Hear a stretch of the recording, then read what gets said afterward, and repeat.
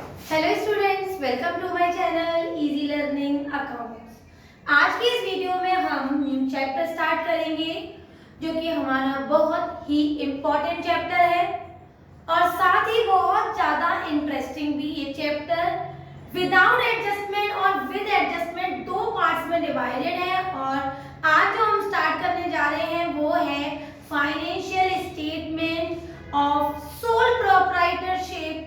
इसमें कोई एडजस्टमेंट्स नहीं पड़ेंगी और इसी चैप्टर के जितने एडजस्टमेंट्स हैं वो हम नेक्स्ट चैप्टर में पढ़ेंगे। तो आज हम स्टार्ट करेंगे what do you mean by financial statements.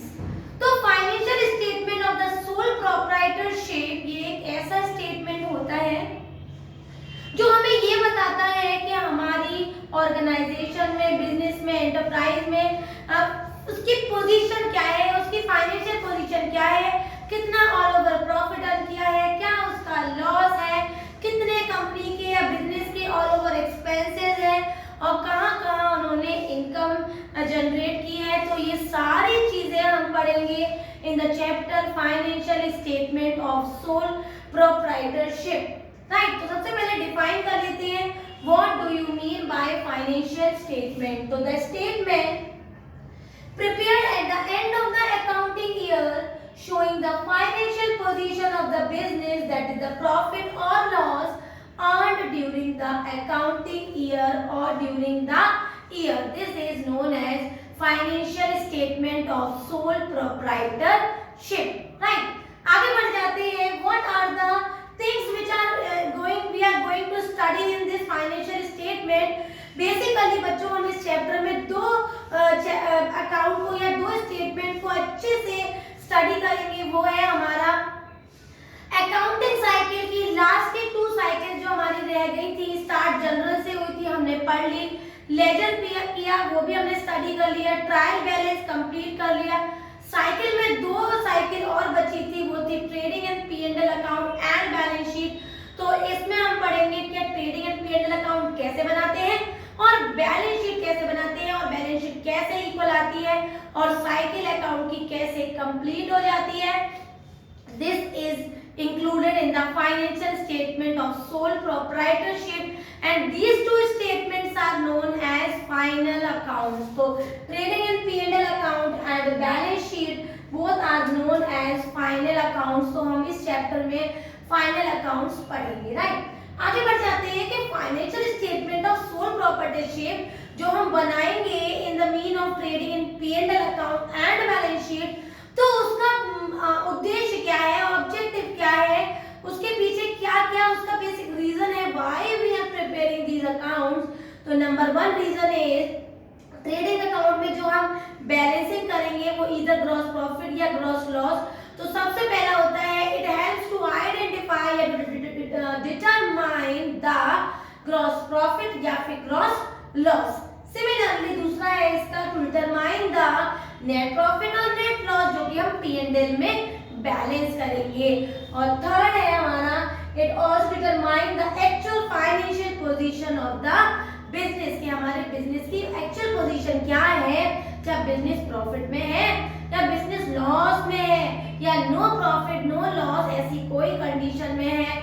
ये हम आइडेंटिफाई करते हैं bye preparing the final account, that is the trading and P&L account and the balance sheet. और फोर्थ है it determine the detail of the actual expenses and income of the business के कौन-कौन से detail of expenses है, क्योंकि expenses अभी आगे जाके मैं आपको बताऊंगी। हम 2 तरीके से डिवाइड कर देंगे। ट्रेडिंग में ले लेंगे सारे डायरेक्ट एक्सपेंसेस और इनडायरेक्ट चले जाएंगे सारे P&L में। तो उनके डिटेल हमें आइडेंटिफाई करता है, डिटरमाइन करता है, बताता है और डिटेल देता है सारे एक्सपेंसेस की और इनकम्स की। These are the objectives of preparing the financial statement या फिर फाइनल अकाउंट्स। अब बहुत ही सिंपल सा क्वेश्चन है नेक्स्ट हमारा, who are the users of. तो हमने फर्स्ट चैप्टर में ही पढ़ा था अकाउंट के 11th के कोर्स में कि यूजर्स कौन होते हैं बच्चों। तो वही चीज हम यहाँ पर भी याद करेंगे।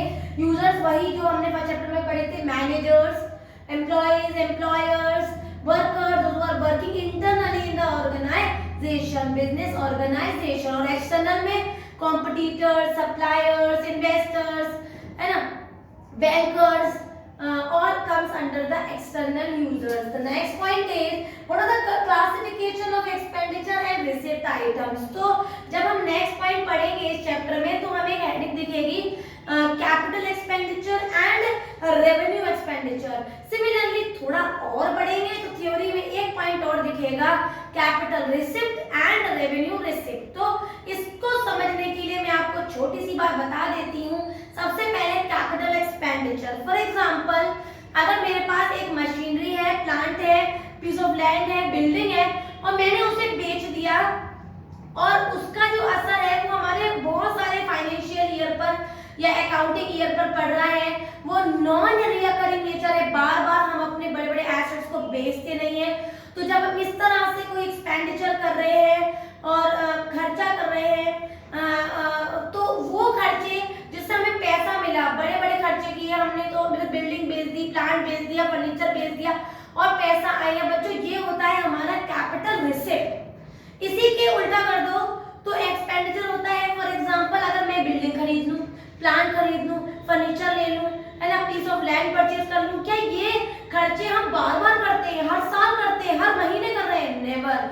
तो जो नॉन रिकरिंग नेचर होते हैं, अगर नॉन रिकरिंग नेचर से हम कोई चीज खरीद रहे हैं, एक्सपेंसेस कर रहे हैं, तो वो हमारे कैपिटल एक्सपेंडिचर में आ जाते हैं. और अगर हम कुछ पा रहे हैं, कुछ बेचा हमने, एसेट्स बेच दिए, हमारे पास पैसा आया, then that again is capital receipt. और अब आ गए हम रेवेन्यू रिसिप्ट पे और रेवेन्यू एक्सपेंडिचर पे. तो बार बार रिकर होने वाले खर्चे जो हम अक्सर करते हैं, payment to the wages, payment of rent, payment of printing and stationery, what are things we are making expenses again and again comes under the revenue expenditure that are recurring in nature. again and again हम उस expenditure को करते रहते हैं और एक ही accounting year में ये आइडेंटिफाइड होता है. तो that is known as revenue expenditure. इसका अपोजिट कर देते हैं. अगर रिकरिंग नेचर में हमें कोई चीज रिसीव्ड हो रही है, जैसे rent received, interest received, dividend received, interest received, मतलब बार बार ये चीज हमें टाइम इंटरवल के बाद रिसीव्ड होती ही रहेंगी, तो दिस इज रेवेन्यू रिसीप्ट. तो जब हम इसके कुछ क्वेश्चंस पढ़ेंगे तो मुझे एक या दो क्वेश्चन हमें दिखेंगे जिसमें बच्चों ये पूछा गया है कि परचेज ऑफ फर्नीचर, तो आप बताएंगे purchase of furniture is a capital expenditure and selling of furniture then it is a receipt which is a capital receipt. तो बार बार रिकरिंग हो रही है, that is the revenue receipt and revenue expenditure. और नॉन रिकरिंग नेचर में जिसका आगे आने वाले अकाउंटिंग पीरियड पे भी असर पड़ता है, that is capital receipt and capital expenditure. तो इसके छोटे छोटे प्रॉब्लम्स दे रखे हैं जिसमें हम इजीली आइडेंटिफाई कर पाएंगे कि हाँ ये बार बार अकर नहीं होगा, तुरंत आप उस एक्सपेंसेस को कैपिटल लिखेंगे. और अगर आपको लग रहा है ये खर्चा बार बार हम करेंगे, that is the revenue expenditure. और जो चीज हमें एक बार वन एट टाइम में रिसीव्ड हुई और बार बार इसको रिसिप्ट होने के चांसेस नहीं है, that is the capital receipt. और इसका अपोजिट कर दो, अगर बार बार कोई चीज हमें पर्टिकुलर इंटरवल के बाद रिसिप्ट हो रही है, that is the revenue receipt. अब आज जितना भी थ्योरेटिकल पोर्शन था हमने वाइंड अप किया. अपनी नेक्स्ट वीडियो में हम चैप्टर को बिल्कुल कंप्लीटली फॉर्मेट से स्टार्टिंग करेंगे और पढ़ेंगे पहला final account, that is trading and P and L account. हम पढ़ेंगे meaning of trading and P and L account and the format of trading and P and L account. तो आज का ये theoretical portion of the chapter 18 that is the financial statement of the sole proprietorship का theoretical portion अगर आपको clear हो गया हो, एक एक पॉइंट आपको अच्छे से समझ में आ गया हो, तो मेरी वीडियो को लाइक करें,